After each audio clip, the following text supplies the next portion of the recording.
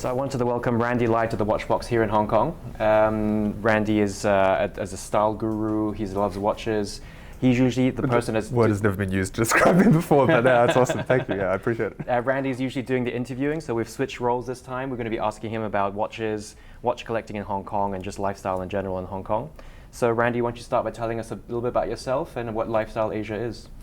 Yeah, thanks for having me, Terence. So just in brief, Lifestyle Asia is one of the preeminent general interest luxury publications in Hong Kong.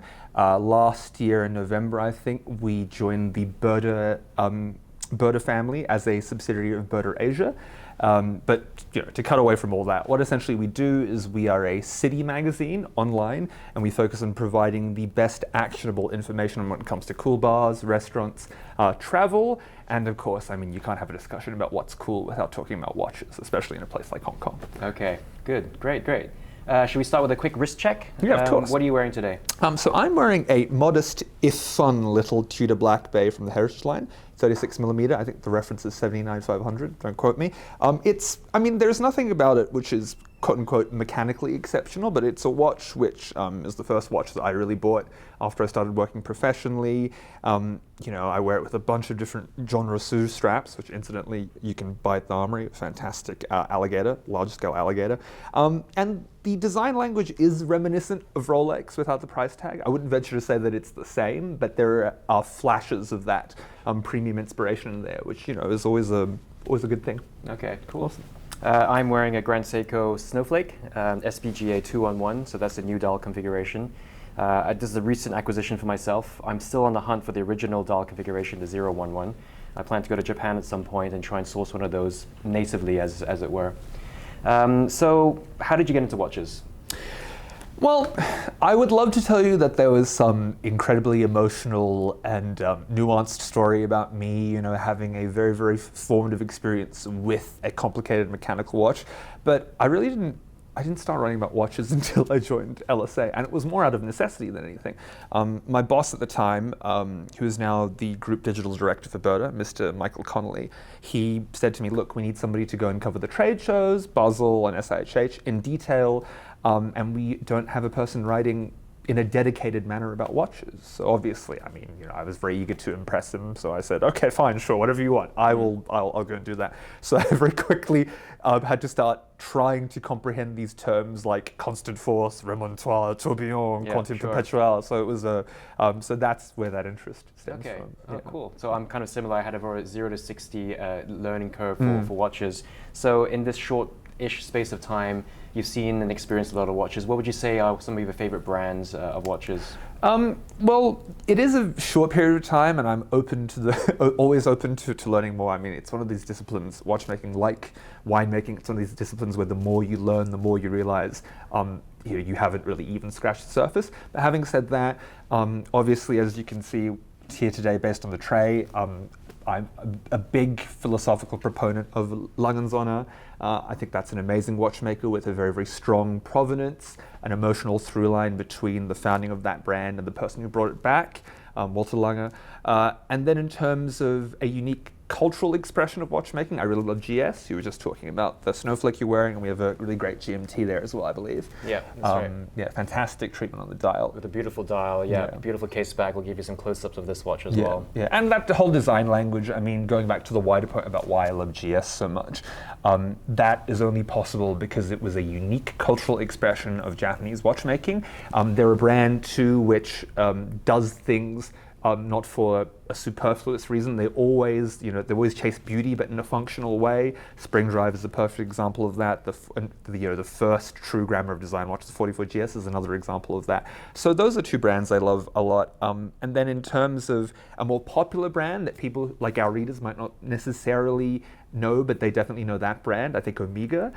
No brand really leverages on its positioning in the pop culture conversation, apart from Rolex, quite like Omega does. Yeah, sure. Yeah, it's with the moon watches, the James Bond associations. Yeah, of course. Absolutely. Yeah. Okay. But if you are so inclined to the more mechanical nuances of watchmaking, Omega is a great brand too. Yeah. The Moonwatch caliber, you were just talking about, like the 321, and the way that's impacted iteratively the development of movements at Omega. that's also a great aspect of the brand that aficionados will really gravitate towards. So, Right. yeah. Okay, cool. So you've been writing about watches for a short period. What have you seen as certain watch trends in Hong Kong, being one of the largest watch markets in the world, and also Asia in general, because Lifestyle Asia, you guys focus on different markets around here as well. Okay, well, there's a couple of big trends. I mean, I could narrow them down to three, really. The first one is the proliferation of in-house watchmaking.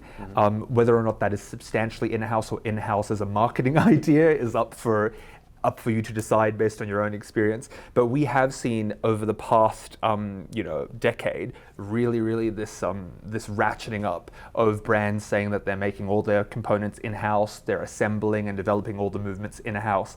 And I'm not opposed to that for its own sake, but it feels like that after a certain point of time, that trend, it developed more in certain quarters, more as a cynical way to sell watches. Yeah. Having said that too, there are great examples of when in-house watchmaking is truly special, like that resonance over there, the early examples of that, using the brass movement. the 1499, I think Exactly. it is. So this is the current version, 40mm resonance 3, the rose gold movement. But what Randy's talking about, the traditional brass movement is a real hard to find piece. I believe we still have a few in the WatchBox. But the alignment of, for example, the twinned balance wheels, that geometry, that perfect geometry of movement, that is still a thing which has persisted through all the various iterations of the resonance. And that is an example of a thing that you can't get substantially anywhere else that wouldn't be identical to the next group affiliated brand. So that's an example of in-house watchmaking done right. But equally, we've seen plenty of watchmakers who claim that they make a native movement, but you look next door and you think, oh well, that's awfully similar to that other guy who's making an in-house movement. And obviously I want to get paid too, so I'm not going to name names. But so that's a big trend, in-house watchmaking. The increasing size of watches across the board. Right. Whether or not you even think of that as a trend, I think depends entirely on your personal preference and certain subjective factors. Like I have a 6.75 inch wrist, so that's pretty. It's higher than average slightly. But on that note, we have been seeing for the last couple of years, since the early 2000s, brands really pushing the 44, 46 millimeter watch size. But then again, I'm split on this, right? Because part of me does think that it is a trend and that it is waning in popularity, but I really consider it as well a contextual conversation. I mean, for example, a watch which is 46 millimeters but is powered by an Bosch and has no complications, that might be a little oversized in my personal opinion. Yeah. But say the Zeitwerk that Lange released this year, the date with the date complication and the remontoire, the size should be justified by what is enclosed. Exactly inside, that, right? Yeah. It's all relative. So the proportion of that watch which is taken up by a complicated movement is a factor in determining whether or not it is big. Yeah. So that's another trend. And then finally, one which is very controversial, I don't want to offend anyone, is the massive bloodlust around stainless steel sports watches. You're talking your 5711s, your 126710s, your GMT. It's not that they're bad watches, on the contrary, those are perfect, handsome, timeless watches that, from my point of view as a person who primarily engages with them as a style item, are very, very desirable. But the conversation around stainless steel sport watches is a little, I think pornographic is the only adjective that comes to mind. People are so obsessed with them as a commodity. Yeah. And less as an article to enjoy. Nobody's going, oh, I love the new Sericrom insert on this watch, or the changes Rolex have made to the balance wheel. It's they're holding it up, putting it on Instagram, being like, look, I jumped the queue. F you guys, I'm cooler than you. That's why I have it, and you don't. It's essentially a brand within a brand. Right. It's the sports steel watches that everyone is trying to get a hold of. Yeah. Which creates a weird paradox where certain things like a two-tone GMT is now cheaper than an all steel. Right, that's crazy. Finding it in the right place. That's another crazy thing, So, right? Yeah. the metal itself doesn't seem to matter. More complicated watches don't seem to matter anymore. Yeah. It's all about the simple time and date. Yeah, that's true. But as you astutely pointed out, there are now stainless steel time-only watches which are the same price on the secondary market as watches in two-tone or with complications. It is a very, very omnipresent trend. And if you're even engaged with watches at a very, very cosmetic level, it's something which is inescapable. You open your phone, you go on Facebook, it's just there. Yeah. So, I mean, for me personally, I would love to see a deviation from this this kind of programmed madness, but I have a feeling like we're still very much in the eye of the storm when it comes to... Yeah, absolutely. We see the trend continuing. Yeah, of course. There have been some corrections along the way, but it's always been an upward trend. Yeah, so we'll have to see how it goes from there. It'll be interesting to see. Absolutely. So you recently interviewed our chairman, Liam Wee, about his collection. He has some very personal items, some bespoke pieces. Besides Chairman Liam Wee, who else have you interviewed that was interesting, notable when it comes to watches? I've had the pleasure, especially as somebody who is not by trade a watch journalist, I've had a lot of unique privileges in my time to interview some people who are very interesting collectors. For example, Austin Chu, who's a gentleman, he goes by @HorrorLoop on Instagram. He's an example of a very, very directed collector who is buying super, super hot ticket items, but has a genuine sort of holistic appreciation for them. Michael Friedman, on that note, at AP, who's director of Heritage over there. I think that's his title, don't quote me on it. But he essentially handles the vintage and the historic aspect of the manufacturer. He was a lovely person to interview simply because of his knowledge, the depth and historical values of all the brand. Sure. Yeah. And just his genuine appreciation. Like, you can tell a person loves watches when they are not they're not just running to show you the 15202 or the new in-house chronograph movement that AP have developed. He took the time to there would be this fun watch with an agate dial, Edward Piguet, and I was like, oh, that nobody's talking about that. Can we have a look at that? And he just brought it over. And he delves into the history of it and the background of it. Yeah, absolutely. Fantastic. Absolutely. Okay. So you yourself, do you have a bit of a watch collection? Would you say you have an ideal collection that you rotate through? And did you say you have not at all? I have. I was just going because when we first talked about doing this column, this interview rather, I was a little bit apprehensive because I'm not a collector by any stretch of the imagination. I think I would say I'm an appreciator, if that's an acceptable alternative. I only have 2 watches that I wear. I mean, my dad, he has a couple of watches that I borrow occasionally, but a DeVille and a Day-Date, very standard answers in Hong Kong. But me personally, I only wear 2 watches, a sport and a dress. The dress I'm wearing, and I also on the weekends wear an 11610, a sub, which is it's not in terms of it's certainly not like a red line or anything like that, but it is a reliable, robust tool watch. Yeah, which you can really wear every day at the beach, sure, by the ocean here a lot in Hong Kong. Yeah, absolutely. So it's great to use it. Absolutely, but I will definitely be trying to pad that out. As you said, the GS, that 211 is looking very, very attractive now. So I think you put that in my mind as subliminal messaging. So you have a few realistic watches on your radar. Would you say you have a Grail watch? Oh yeah, absolutely. Well, I have 2. Well, there is a semi-realistic answer, and then a real, and then a unrealistic answer. I'll start with the funner one. So I really, really would like a earlier version of this watch that you see right here, which is this is the 2012 reissue of the original 99 Dedograph. That for me is a superlative and very instructive chronograph watch. Primarily because of the technology that's in it. When you think about when this watch was released, just 5 years after Lange had come back from the dead, essentially, it's an amazing engineering feat. At the time that initially was released in 1999, all of the Holy Trinity watchmakers, they were still using sourced chronograph movements. It was only until AP most recently did theirs, but Patek, they launched theirs in 2010, and then Vacheron in 2014. So when you consider that this was from a revitalized brand, not even working in the cradle of Swiss watchmaking, they're out in Saxony, it's a breathtaking achievement. Also, it's just a beautiful watch. I mean, it's the reverse panda and the baton indexes, the outsized date, and I think what Lange do very well that a lot of Swiss watchmakers seem to miss.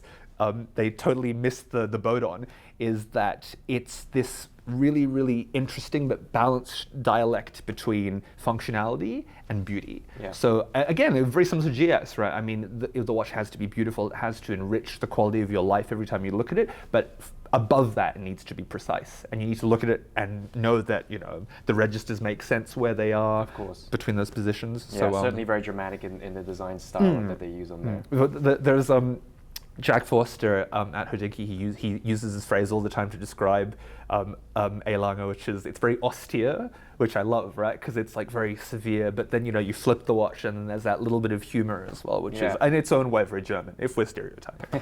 So, sure. Yeah. Okay, so you guys are very much based on a digital platform. Sure.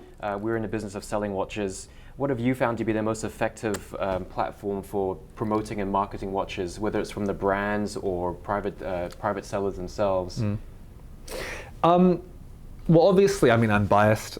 I'm tapping away on a computer 5 days a week. I mean, we do all of our social engagement online. But I think beyond it being simply that the marketing tool needs to be digital, it is a little bit more nuanced than that. There is a very strong propensity in my neck of the woods for people to say, it's all just Instagram. Instagram is the most important. It's like, you know, it's the crux of what we do and everything else can go fly a kite, right? But the reality is that it's a combined arms approach that you need to properly market a watch. So you need, for example, you do need Instagram, right? But you also need a very, very good website supporting that IG in order to make a person really truly like want that thing you're showing them. I mean, another analogy, because I love analogies, another analogy that I'm not qualified to make but will, is like kind of like when you go crabbing. So when you go crabbing, the cage in this scenario is the home website, and then your Instagram page, like a really, really awesome feed, is the bait. So you lure people in using, you know, a very desirable IG feed. A couple of online retailers do this very well. I think A Collected Man in London and then the Hodinkee web store, they both do that really well. So they use IG as a method to entice you, and then, you know, next minute it's you know, at 1 p.m. in the afternoon, you're scrolling through like wondering or whether or not there's box and papers because you're on the website. Yeah, so it needs to be both those things together. Yeah, you need to draw them in with the initial bait, like you're saying. Yeah, sure. And then have a good structured platform. Sure. Okay. All right, great. Where do you see, we talked about the steel sports watches, whether it's going to keep going. Where do you see the industry, say, especially in Hong Kong and Asia? Do you see anything new coming along? Do you see bigger watches? Maybe a switch in direction to go to shrunken, more reduced watches? What do you see as the trends going forward? That's pretty much the main thing that I always think of is what you've already touched on, Terence, which is that there is within this microcosm of people who, the watch buying public, there are a group of people who are repeat buying watches, who are going away from, you know, the 44, 46 millimeter format back to 39 and 36 sometimes even. And we are also seeing that real, it is already happening, but we are seeing that real zenith now of interest in faux vintage. So when I went to Geneva at the beginning of the year, there were a lot of watches which are doing two-tone, stabilized bronze alloys, reduced case sizes across the board, or that are just blatantly going for like that reissue vibe. Yeah, right? sure. Omega's very good at actually. Oh yeah, doing exactly. those Like pieces. that UBA 145 or 165, I think it is. The gold sub to commemorate Apollo 11. Yeah. That's just basically, with except for the technology, the caliber that goes into it, it is a very, very faithful duplication with some material innovations as well. Right. So I think there are still a few more years of mileage on that. A lot of people, I think a lot of people are now reaching a point where they're sort of, you know, they're over for vintage, but, you know, I mean, especially if you work even tangentially, you know, with watch buyers or in the watch industry, you are absorbing those trends much faster than the general public will. So I think there is still a few more years of that. Okay, yeah. Great. So Hong Kong is the largest importer of Swiss watches in the world. Why is Hong Kong the biggest market for luxury watches? Well, you know, as you know, I'm not going to go into this in too much detail, but there are all the obvious banal reasons, like the fact that, you know, freedom of movement here for goods and services is pretty much unregulated, and there is no tax on most things, right? With the obvious example being tobacco and alcohol. So those two things contribute to an environment where obviously Swiss watch imports, you know, are very, very healthy. But I think more than that, the more interesting dimension of it is the versatile environment of the retail scene here. So you have everything from your garden variety AD, you know, very similar to what you'd find in North America or Australia, but then all the way up to the mono brand boutiques. Mm-hmm. So Hong Kong is on the cutting edge of that, of brands who are going direct to consumer, you know, doing a lot of boutique exclusives, specific regional releases. And then beyond that, I think you have a separate universe as what which is what you guys at WatchBox are doing. So you have vintage, exceptional vintage watches with rare or storied provenance. You have a team who really know their stuff, who can help you find a watch that really suits your lifestyle or that suits your values. And then you're obviously getting all the perks associated with that. So you guys have like a pretty decent warranty system as well, a good condition reporting system. Yeah, and I think that is something which not a lot of more basic watch markets would have necessarily. Yeah, and we pride ourselves on sort of helping new collectors. Actually, we're located in the central business district, so a lot of people who work in finance industry around here, they'll pop up in the lunch break saying, "Oh, I've just come to Hong Kong. Everyone's wearing a nice watch. What do you recommend I get?" It's like the story of my life. I got here and I was like, oh my God, But yeah, that's absolutely true. And I think one of the things that WatchBox does really well is democratize the process. So it's not like I'm coming in here and all the watches are $500,000. There is stuff which is very entry level, but nonetheless, it's been well looked after. It has a really, really interesting tale to tell. And I think that comes down to you guys having such a strong curial eye for what you put in the shop. So, yeah, absolutely. Because we can go with pre-owned, we can get something that's 2 or 3 days old, all the way up to 50 years old. Right. And with certain models like the GMTs, there are different iterations of them. Not everyone likes the most recent release. People like the older ones. So we like to have the best quality pieces we can find, cover it with a warranty, and gives them peace of mind when they want to purchase it. Just as a layman, I have to say that most of all of the watches that we're discussing today, I mean, if I were to evaluate the condition, I'd say that I would be hard pressed to differentiate between them being retail and them being secondary markets. Okay, great. Really appreciate that. Yeah. Yeah. Great. So besides watches, you write and feature a lot of different content. What would you say is your favorite or the most popular content that you have other than watches? Is it men's fashion, ladies fashion, F&B? That's an easy one. It is definitely menswear, but I'm going to be extremely annoying and make it like a very granular type of menswear. So as you can see today, I'm really very interested in independent menswear. So a lot of the time we're talking craft-focused brands, usually where a family is involved with the management and the production of whatever the end product is. So craft menswear I think is very, very, very, very wonderful to write about, precisely for the same reasons that watches are wonderful to write about. It's a discipline which is concerned with making the best possible version of a thing. And I think there are a lot of watchmakers out there like, your Lange Sohne and your FP Journes and your GSs who are obsessed with making a product not necessarily the most efficient way, though in this case actually, I mean, they are pretty efficient. But the core idea is to make the best iteration of something. And that's a narrative which runs throughout bespoke tailoring, artisanal time making, English shoemaking. That is that same narrative as well, like doing a thing in the way which provides the best result, regardless of whether or not there is a lot of expense involved. So that's very rewarding to write about. Okay. Yeah. All right, great. Well, thank you very much for coming to the WatchBox. I really enjoyed the chat. I look forward to seeing you again sometime soon. Yeah, awesome. Thank you, Terence, and thank you for putting this lovely plate of just distraction in front of me. I'm surprised I could even open my mouth. Feel free to come over anytime, try on some watches, awesome. and just enjoy yourself. Cheers. Thank you very much. Thanks, Randy. Awesome.